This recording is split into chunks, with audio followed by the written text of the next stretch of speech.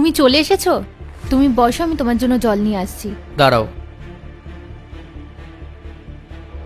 এ নাও এ মাসের স্যালারি।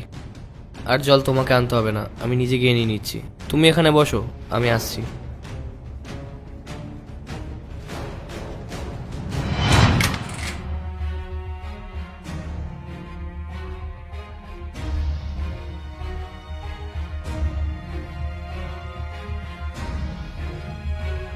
চলে এসেছো তুমি?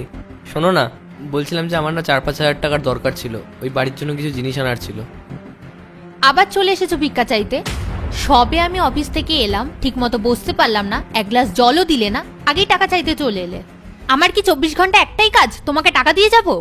কিভাবে কথা বলছো? আমি তো শুধু টাকাই চাইলাম। তোমার আজকে স্যালারি হয়েছে, সেই কারণেই টাকাটা চাইলাম। আর বাড়ির জন্য কিছু জিনিস আনবো বলেই বললাম। তোমার তো সবসময় নজর আমার স্যালারির ওপরই, নিজের তো কোনো ইনকাম করার ক্ষমতা নেই।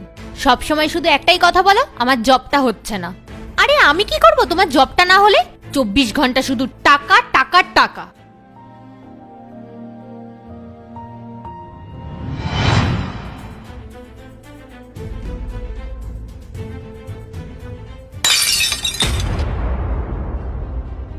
কি হলো? আমি ইচ্ছা করে ফেলিনি, সরি সরি, ভুল করে পড়ে গেছে, আমি বুঝতে পারলাম না যে কি করে। আরে তাতে কি হয়েছে? ইটস ওকে, তোমার কোথাও লাগেনি তো? না না, আমার লাগেনি, আমি এক্ষুনি পরিষ্কার করব। আরে তুমি একটু শান্ত হও, তুমি ভেতরে যাও, আমি পরিষ্কার করছি। যাও, আস্তে।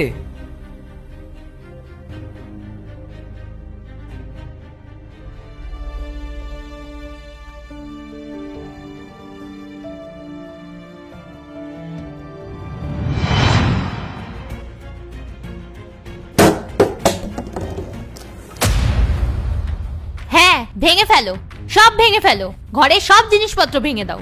আমার টাকা পয়সাগুলোকে এইভাবেই ধ্বংস করতে থাকো খালি। তুমি জিনিসপত্র ভাঙতে থাকবে আর আমি নতুন জিনিস কিনতে থাকবো, এটাই তো তুমি চাও, এই একটাই তো তোমার কাজ। আবার বসে বসে আমার মুখ কি দেখছো? তোলো বোতলটাকে।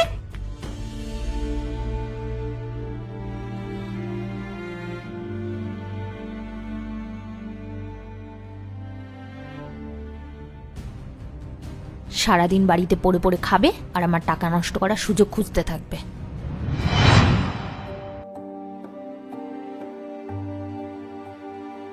আচ্ছা, আমি অফিস যাচ্ছি। কি ব্যাপার, তোমাকে এত ওয়ারিড লাগছে কেন? কি হয়েছে? আরে ফোনটা চলছেই না, কি জানি কি সমস্যা হয়েছে। কই দেখি।